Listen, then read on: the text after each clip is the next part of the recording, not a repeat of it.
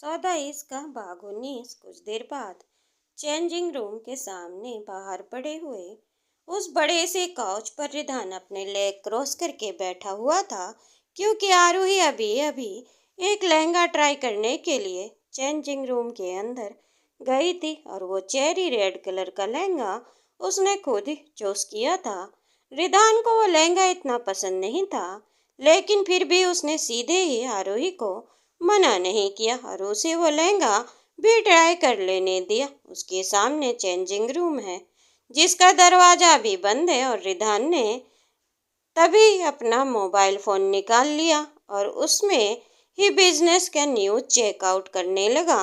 तभी उसके कानों में स्टाफ में से किसी की आवाज पड़ी, सी लुक्स गॉर्जियस। वो आवाज सुनते ही रिधान ने नजर उठाकर सामने देखा तो आरोही वहां पर उसे चेरी रेड कलर के लहंगे में खड़ी हुई बहुत सुंदर लग रही थी। और पूरा रेडी नहीं थी, लेकिन लहंगा डिजाइनर ने उस पर काफी अच्छे से सेट किया हुआ था और आरोही उसे काफी एलिगेंटली कैरी भी कर रही थी। रिधान ने भी मन ही मन इस बात पर एग्री किया। सच में वो बहुत खूबसूरत लग रही थी वो लहंगे में, लेकिन उसने आरोही के सामने से कॉम्प्लीमेंट नहीं किया और चुप रहा। मन ही मन रिधान अपने आप को डांटते हुए कहा, ये क्या सोच रहा हूँ मैं, अपनी गर्लफ्रेंड के अलावा मुझे और कोई लड़की सुंदर कैसे लग सकती है। नहीं नहीं, ये बिल्कुल भी ठीक नहीं, लेकिन ये बात सच भी है, वो सच में बहुत सुंदर लग रही है। रिधान के सामने आकर खड़े होते हुए आरोही ने खुद ही पूछा, बताओ कैसे लग रही हूँ मैं, आई मीन ये ड्रेस कैसा लग रहा है मुझ पर, तुम्हें लहंगा पसंद आया। रिधान ने एकदम सपाट लहजे में कहा, ये इतना डार्क कलर क्यों पसंद किया है तुमने, हमारे यहाँ कोई भी ऐसा कलर नहीं पहनता और वैसे भी बहुत पुराना ट्रेंड है इतना डार्क रेड। एक काम करो, तुम लाइट पीच या पिंक कलर में से कोई लहंगा चूज कर लो, वो काफी अच्छा है। रिधान ने सीधे ही मना करते हुए कहा तो आरोही का चेहरा उतर गया और उसने कहा, शादी पर लाइट कलर का कौन पहनता है, सब शादी पर तो रेड ही पहनते हैं और मुझे भी सबसे ज्यादा ये वाला ही पसंद आया। रिधान को भी आरोही के ऊपर वो लहंगा बहुत अच्छा लग रहा था, क्योंकि वो उसे परफेक्ट फिट आया था, लेकिन फिर भी इस बात को इग्नोर करते हुए उसने डिजाइनर से कहा, लाइट कलर के शेड में कोई लहंगे दिखा दो, डार्क एक भी मत दिखाना। रिधान की बात सुनकर आरोही तुरंत ही बोला, क्यों हर चीज के लिए मना करते करते रहते हो, इतना अच्छा तो लग रहा है ये लहंगा और मुझे इतना पसंद भी है, क्या प्रॉब्लम है तुम्हें डार्क चेरी रेड कलर से।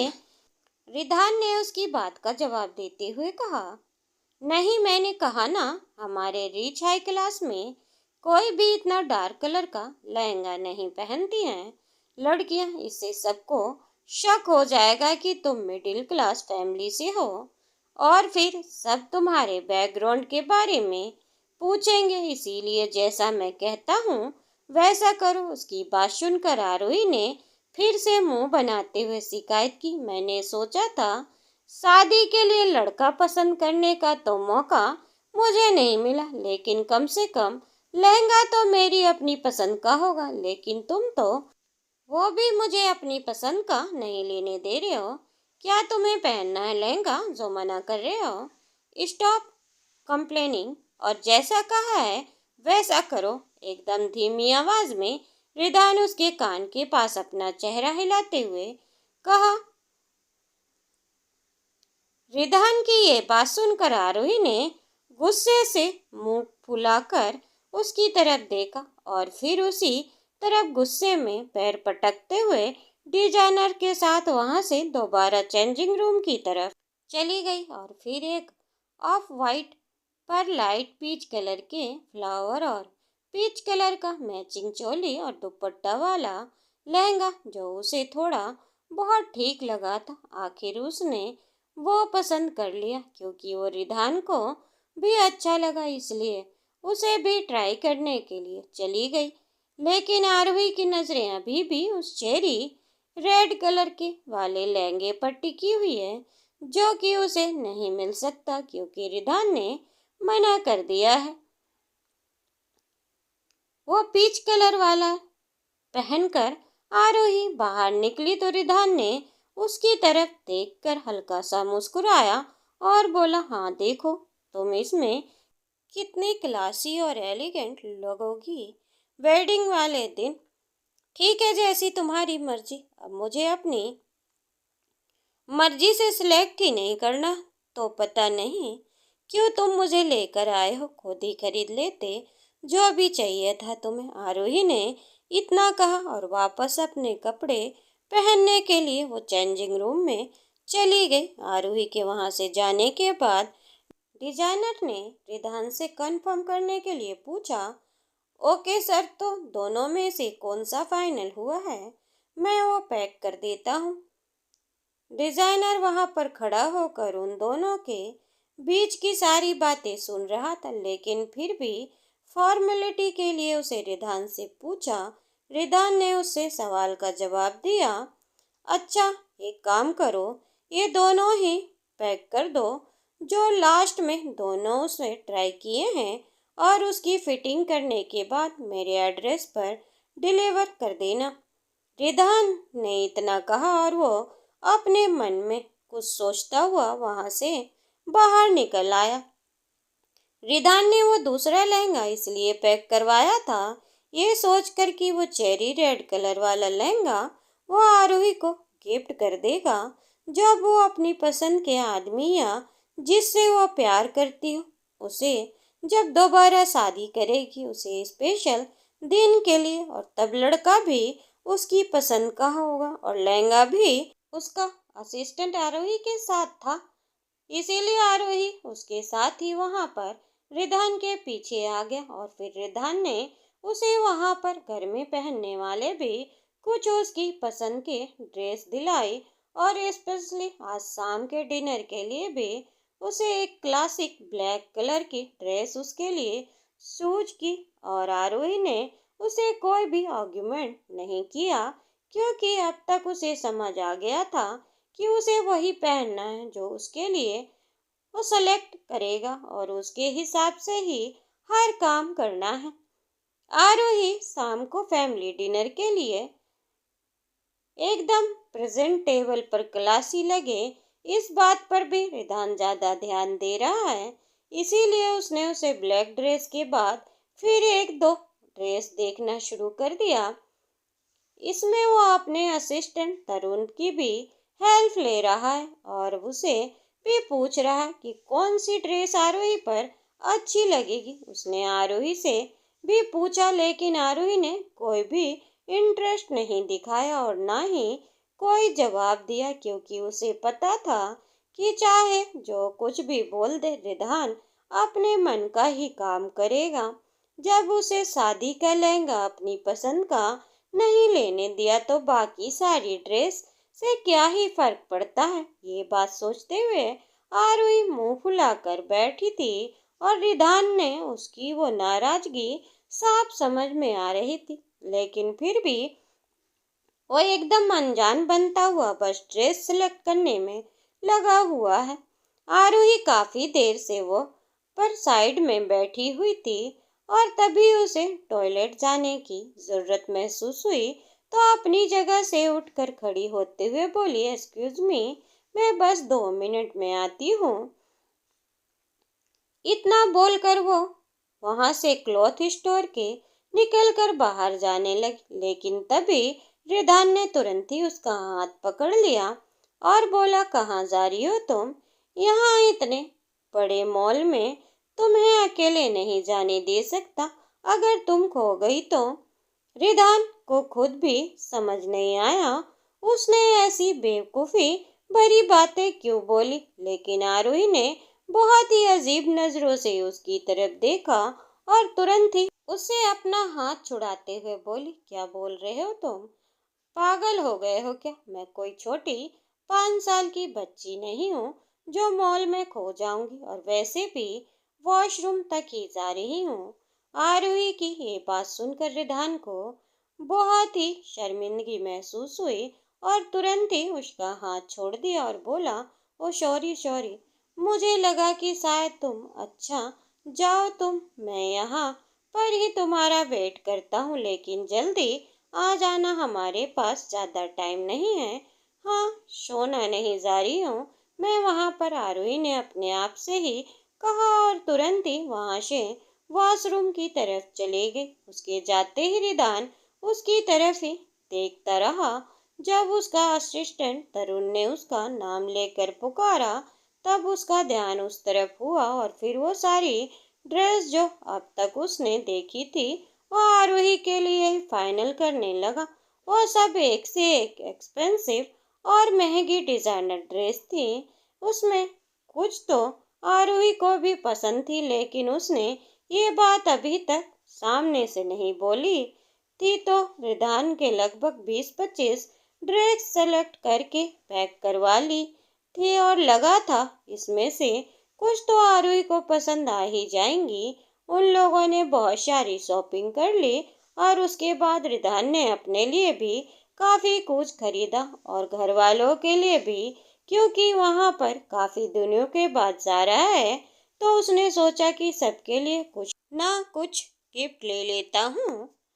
रिधान ने पहले ही अपने घर पर इन्फॉर्म कर दिया है और जब वो घर वालों से बात कर रहा था तब तो उसे लगा था कि सब आरोही से मिलने के लिए शायद कुछ ज़्यादा ही एक्साइटेड हैं, लेकिन आरोही की बातों से उसे वो एक्साइटमेंट नज़र नहीं आ रही। तो वो सोच रहा है पता नहीं क्या होगा, कहीं उसका झूठ पकड़ा ना जाए। ये सब बातों को सोचते हुए काफ़ी टाइम हो गया। उसे टाइम देखा तो आरोही को वहाँ से गए हुए लगभग 15-20 मिनट हो चुके हैं और अब तक वो वापस नहीं आई।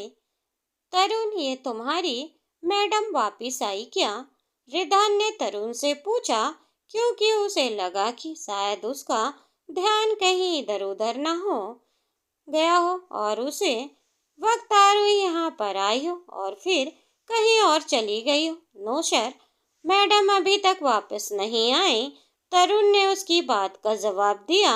रिधान थोड़ा सा परेशान होते हुए बोला, इतनी देर कहाँ लग गई इस लड़की को, कहीं कोई मुसीबत ना खड़ी कर दी हो उसने। मैं जाकर देखता हूँ, तुम यहाँ पर रुको, ये सारी चीजें पैक हो जाने के बाद कार में रखवा देना और हो सके तो पार्किंग में ही मेरा वेट करना। इतना बोलकर रिधान वहां से उस क्लॉथ स्टोर से बाहर निकल गया और बाहर निकलते ही वो इधर उधर चारों तरफ देखने लगा। उसे भी नहीं पता कि वुमेन वॉशरूम किस तरफ है, इसीलिए उसने एक स्टाफ से पूछा तो उसने रिधान को बता दिया और रिधान सीधा उसी तरफ ही चला गया। इधर उधर चारों तरफ नजर घुमाते हुए बहुत ही बेचैनी से वो आरोही को ढूंढ रहा था। उसे पता नहीं आरोही की थोड़ी फिक्र हो रही है और कुछ गलत होने का एहसास भी हो रहा है। ये बात सोचते हुए रिधान वुमेन वॉशरूम की तरफ बढ़ा और तभी वहां रास्ते के कॉरिडोर में ही उसे आरोही खड़ी हुई नजर आई, जो कि दीवार से एकदम चिपक कर खड़ी थी। उसके सामने ही दूसरी लड़की खड़ी हुई थी और गुस्से से घूरकर आरोही की तरफ देख रही थी। उन दोनों लड़कियों को ऐसे आमने सामने खड़ा देखकर रिधान की हार्ट बीट एकदम ही तेज हो गई और वो तुरंत ही उनकी तरफ बढ़ा। और जैसे ही उनके नजदीक आया उसने देखा कि आरोही की आंखों में आंसू भरे हुए थे और ऐसा लग रहा था जैसे कि वो किसी भी पल रो पड़ेगी। जबकि अपने दोनों हाथ सामने की तरफ बांधे हुए तनीषा एकदम गुस्से भरी खा जाने वाली नजरों से उसे देख रही है। गर्ल्स, क्या हो रहा है यहाँ पर? आगे जाकर रिधान ने तनीषा की तरफ देखते हुए पूछा।